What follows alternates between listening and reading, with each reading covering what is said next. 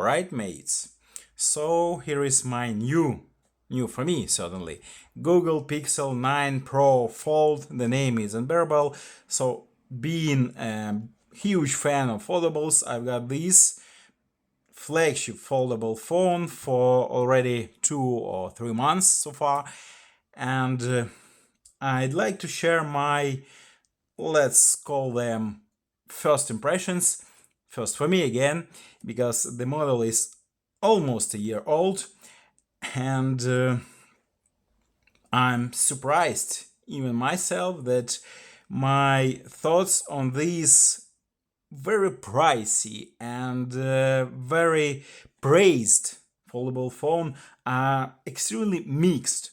Of course, any impression starts with the exterior, the design, the feeling in hands, and my very first impression of this foldable phone was, oh, it's so big. Don't get me wrong, it is a foldable and it's meant to be big, but the previous models I had from Honor, to my very subjective feeling, were a bit smaller, a bit just ever so slightly narrower than this one, and this one is really huge, even for a foldable. It has one of the largest unfolded screen. It's 8 inches precisely, and this case, even being quite a thin one, yeah, that's not a thick case for a foldable, adds to that size, and I'll take it off for this review. But anyway, I suggest everyone go for a case on a foldable because they are quite fragile regardless of any protection rate they claim. So the design is what I love.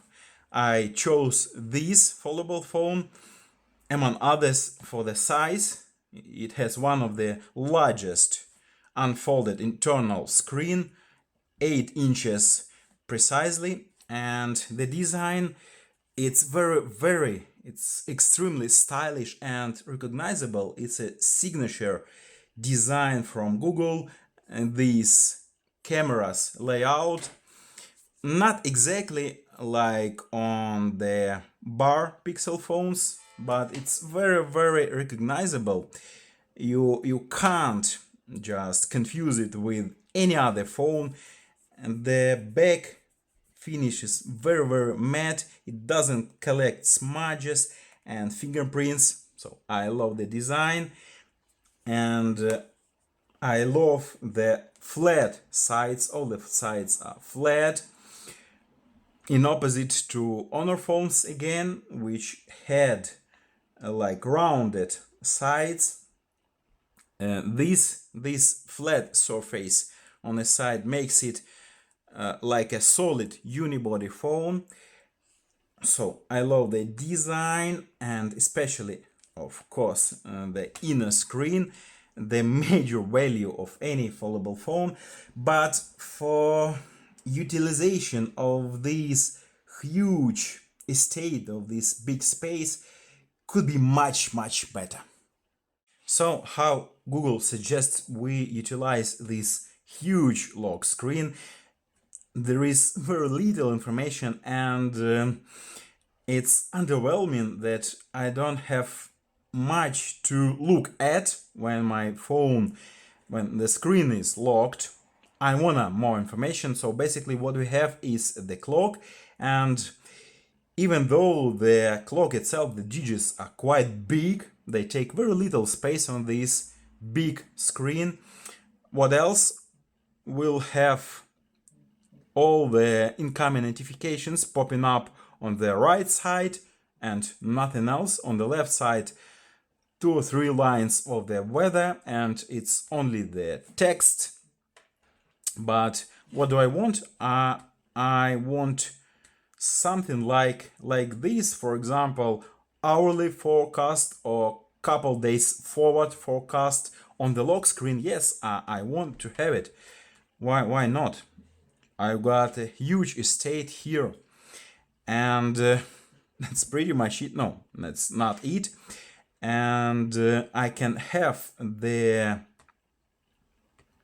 YouTube video playback on the lock screen. That's a great thing, yeah, to have it, to watch or at least listen and control my YouTube on the lock screen. But why am I having only this tiny window on the whole this estate?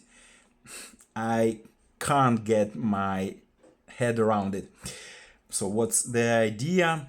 And you see that I touched the fingerprint reader multiple times during these 2 minutes. I won't double click to turn off or turn on the screen. I want this double click. So the utilization of the lock screen to my view is a bit poor. Now the home screen, and the home screen works almost perfectly for me. The very first thing I love, and I switched it on immediately after I got my hands on this phone, was these themed icons, meaning icons following the wallpaper style and overall system style. Themed icons. Here is no themed. You see that each icon has an individual color, but I love that themed icons style. When they follow the overall style, they like blend it into the overall system color palette. But why? Previously, why it's so inconsistent? Previously, there was a little word beta under that themed icon toggle. Now it's like a complete setup, yeah, a complete function feature. But why is it so inconsistent? Why only several third-party applications like Instagram, eBay, Telegram, and some others have this themed style, but any others don't? I don't get the pattern of this behavior, and that thing annoys me. Yeah, annoys me. It's a very little thing. Yeah, I nitpick, but it annoys me. The other thing is the size of the icons. Yes, I can tune up the grid, and that's a great thing to have. This way they'll be smaller. Hey, where are they? Google even needs time. You see, that's in real time to rearrange. Bloody hell, what's going on? I'll keep it in my video because I don't get it. Where have all my icons disappeared? Bloody hell, I leave it as it is. That's a huge, I didn't even know about that, that changing the app grid will cause me this disaster. That's a total disaster. Yes, I have all my icons in the app drawer, but that's a disaster. So I'm blown away in a very negative sense. I only changed the grid size. Bloody hell. I beg your pardon, but I hasn't been able to restore my home settings. I don't know what happened, but you saw it for yourselves. These icons I just dragged and dropped from app drawer in a very random order. That's not how they were arranged before. So for me it's an utter and absolute incompetence of Google, especially on the latest stable version. That's a stable Android 16 here. That's a disaster. So apart from these very inconsistent theme icons, for example, this notebook LM app, that's a Google's product, and why isn't it themed? I've got no idea. So apart from that, the icons, why are they only can be round shaped? I wanna shape them, I don't know, rectangular or square shaped. I wanna have them my way, but I can't again. The multitasking, it's again, in my opinion, kind of a semi final product. Like, alright, I can have this split screen view, but you know that YouTube, believe it or not, is much better for viewing in landscape mode, but I can't reshape this pair of apps from vertical to horizontal alignment. I can't. I can like close this split screen view, but it doesn't work that well. So the home screen settings, and that's basically the only way I can do the multitasking. I wanna switch sides or switch to top and bottom horizontal view. I can't, and that's Android 16. There's one more thing about utilization of this big screen, really big and nice screen, I've got a thing or issue with, and that's the apps scaling. For example, what I like is this thing, the Netflix. It's a third-party application, please mind, and when I play any video, I can simply do this. It's the scaling of the picture of the playback exactly to the frame of this phone. So yes, it cuts off some details, some parts of the video because of the aspect ratio, but I can zoom to fit in a split second.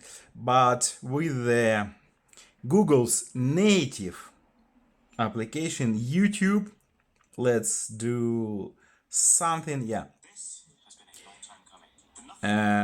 can I do the zoom to fit thing? No, I can't. Why? Original, it works on phones, it works on tablets, but not here. I wanna do an immediate zoom to fit thing, but I can't. Why? Google, why? It's your native application. So I believe foldables are yet to go a long path. They haven't gone far in the field of really utilizing this great space. Yeah, I love foldables. Make no mistake, I'm a fan of foldables because of this big screen, but I wanna use the whole space, the whole estate. But despite all those nitpicks with the utilization of this gorgeous, great and big, very big screen, I believe this phone still having at least 5 years of Android updates. So they will come up with solutions for best utilization of this display. What they perhaps can't fix is the performance. I believe they can't repair what that Tensor G4, that's a fourth generation, does in terms of performance. What am I going on about is this, my favorite game, all-time favorite, Asphalt 9, and what I've got here is the frame rate. Please, yeah, you see that the interface can go up to 120 FPS, so it's a high quality display. But let's try any game here. For this phone, the FPS is kept at 60 FPS, but 60 is okay. It's not bad. Yeah, most of the Snapdragon modern chips, even not the flagships. Oh, please watch this FPS meter. It's 30, it's bloody 30, not even 60. So I don't get it. I really, it drops down to 35 or so, so below 40 FPS. And yeah, now. And I just can't stand it. It so much annoys me, just drives me crazy. And we should mind that I also, being a Google fanboy, got these the same internals, the same chip, the same memory, Google Pixel 9 Pro XL with the same Tensor G4 chip, but the Asphalt 9 on this phone with the same chip and memory runs at rather stable from 50 to 60 FPS, but here down to 30. What's wrong with the Tensor? And it's not, you see that on paper, it's not bad at all. It has that huge Cortex X4 core, so it's not weak by any means, but somehow Google managed to underwhelm the performance. Of course, you might say that Pixel phones are not about performance, they're not intended for gaming, especially for heavy gaming, and you'd be absolutely correct. The Pixel phones are all about AI integration into all the system features, and it's utterly important, all about cameras. And yes, of course, that's also ultimate truth. I absolutely adore their circle to search feature, let alone all the other AI features, including Gemini and all the rest. I love the circle to search so much, like this instant translation at any point, any spot of my screen. Whatever is going on my screen, I can translate it, look it up in internet or whatever. But yeah, my major point where I adore, love, and I'm lifetime fan of Google are cameras, of course. And why am I banging on about cameras so much? Because even given those very tiny, the smallest ever possible sensors on this phone, so only the major camera has solid 48 megapixels, but two others, ultra wide and telephoto lens, are the tiniest ever possible, both of 10 megapixels. But just look at those photos. These native, I say native because it's the embedded 5x optical zoom. Just compare it to much stronger sensor of its sibling, it's the Pixel 9 Pro XL, and you see there is not this one has a really solid telephoto sensor, but the quality, it's not far distant from one another. So that's 5x and that's 20x, and just let's see the difference. Yeah, of course, this 9 Pro XL illustrates and shows much, not much, I would be wrong if I say much more details, a little bit more details, but overall the quality of the photos processing on this phone, on the foldable, is one of the best. And I love the cameras, I love the photo quality. It's again the 5 times optical zoom, and I can even read, not the best, it's the photo taken indoors, like in my room. I don't know, like 2 meters distance from me, and I still can. It's very reflective. You see that this bottle reflects all the sunlight, so yes, the quality is subpar absolutely, but it does some miracle photos. It does some incredible job, and its main sensor is a kind. It's one of its kind. It's so great. It takes such beautiful photos, and I'm a biggest fan of Google cameras. Right, drawing a line under my impressions, as this video can't be called a review. It's rather my thoughts and some of the conclusions. Probably some of them are quite initial, but surprisingly, it's not the hardware that bothers me on Google Pixel devices, especially on the Google Pixel Fold phone. It's surprisingly the software that bothers me quite oftenly, surprisingly again, because Google is known as keen of software polishing.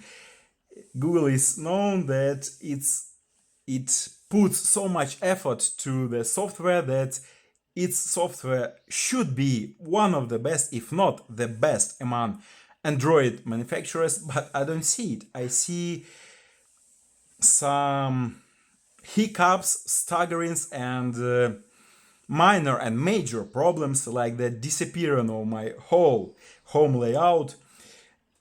So I don't see that with its second generation foldable, Google has gone quite a long way. No, I don't see that.